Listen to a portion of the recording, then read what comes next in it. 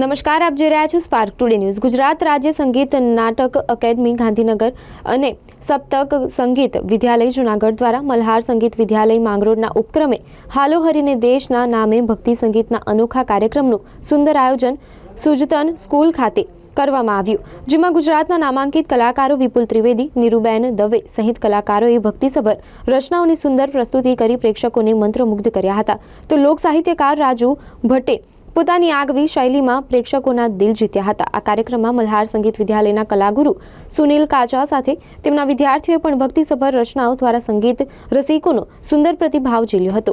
કાર્યક્રમની શરૂઆત મહાનુભાવોના હસ્તે દીપ પ્રાગટ્ય બાદ સમૂહ પ્રાર્થનાની પ્રસ્તુતિ કરવામાં આવી। કાર્યક્રમનું સંચાલન જાણીતા ઉદ્ઘોષક રમેશ જોશી દ્વારા તલસ્પર્શી માહિતી સાથે કરવામાં આવ્યું હતું।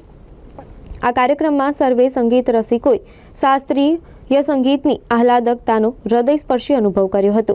નમસ્કાર, હું વિપુલ ત્રિવેદી આજે માંગરોળ ખાતે ગુજરાત રાજ્ય સંગીત નાટક અકાદમી ગાંધીનગરના સહયોગથી સપ્તક સંગીત વિદ્યાલય જૂનાગઢ દ્વારા આયોજિત સુજતન સ્કૂલના સંયુક્ત ઉપક્રમે ખાસ કરીને માંગરોળના મલ્હાર સંગીત વિદ્યાલય સુનિલ કાચા સંચાલિત એમના સહયોગથી આજે માંગરોળ ખાતે ભક્તિ સંગીતનો એક અનેરો કાર્યક્રમ હાલો હરીના દેશ, આ કાર્યક્રમમાં બહોળી સંખ્યામાં માંગરોળના નગરજનો ઉપસ્થિત રહ્યા અને સંગીતને બહુ સરસ રીતે માણ્યું।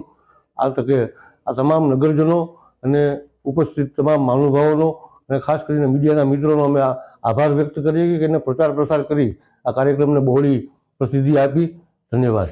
ગુજરાત સરકાર દ્વારા ગુજરાત રાજ્ય સંગીત નાટ્ય એકાદમી તરફથી એક સરસ મજાની પહેલ કરવામાં આવી છે કે નેશનલ ઇન્ટરનેશનલ કલાકારોના સ્ટેજ ઉપરથી એક નાના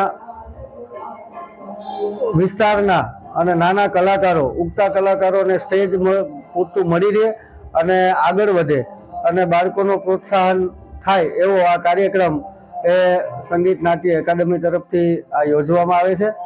જે માંગરોળ મુકામે આપણને મારી પાસે ઉભેલા વિપુલભાઈ ત્રિવેદી એમના દ્વારા આપણને માંગરોળને આ બીજો પ્રોગ્રામ ફાળવવામાં આવ્યો છે, જેમનો પણ સંગીત નાટ્ય એકાદમી અને વિપુલભાઈ ત્રિવેદીનો બંનેનો ખૂબ આભાર માનતા કે માંગરોળના આવડા નાના શહેરમાં એક નાના બાળ કલાકારોને આગળ વધવા માટેની એક યોગ્ય તક આપવા બદલ